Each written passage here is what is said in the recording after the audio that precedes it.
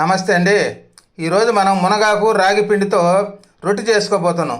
ఇవి రెండు ఔషధ గుణాలు కలిగినటువంటి మన శరీరానికి అనేక రకాలైనటువంటి మేలు జరగద్ది కాబట్టి ఈరోజు మునగాకుతో రాగి పిండితో రొట్టె చేసుకునే దానికోసంగా ఒక కప్పు రాగి పిండి, ఒక కప్పు మునగాకును శుభ్రంగా తుంచి పెట్టుకోవడం జరిగింది. ఈ విధంగా చేసుకుంటే ఈజీగా మనం రొట్టె చేసుకోవచ్చు. ఒక బౌల్ తీసుకొని ఆ కప్పు రాగి పిండి అందులో పోసుకోవాలి. మనం శుభ్రం చేసి పెట్టుకున్న మునగాకుని అందులో వేసుకోవాలి.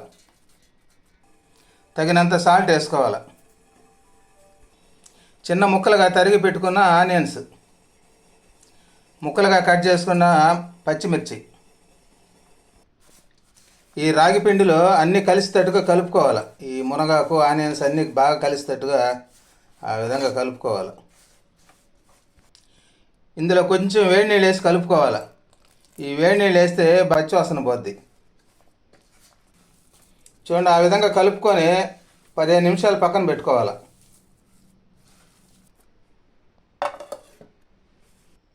చూడండి, రాగిపిండి 15 నిమిషాలు అయింది తీసి పెట్టుకొని.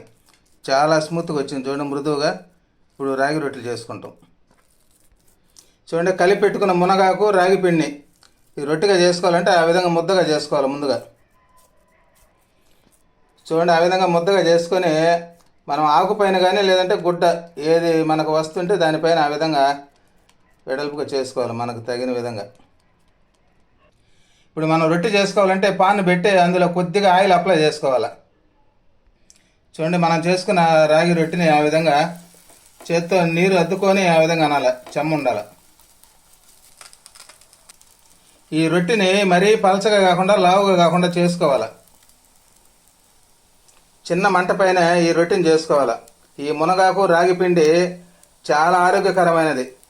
ఎముకలు బలంగాను, తర్వాత కీళ్ళ నొప్పులు ఉన్న వాళ్ళకు కూడా బాగా పనిచేస్తుంది. చూడండి, మునగాకు అనేక ఔషధ గుణాలు కలిగినటువంటిది. రాగి పిండి ఐరన్ ఎక్కువ ఉంటుంది కాబట్టి ఇవి రెండు కాంబినేషను ప్రతి ఒక్కరి పిల్లలకు కానీ పెద్దలకు కానీ మంచి ఆరోగ్యాన్ని ఇస్తుంది, బలాన్ని ఇస్తాయి.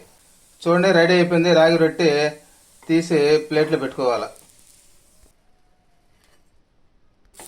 ఈ రాగి పిండి మునగాకుతో ఈ విధంగా రొట్టె తక్కువ ఆయిల్తో చేసుకోవచ్చు. మనం ఎక్కువ ఆయిల్ వాడకుండా తక్కువ ఆయిల్తో చేసుకోవచ్చు. చాలా రుచికరంగా ఉంటుంది, ఆరోగ్యకరమైనటివి.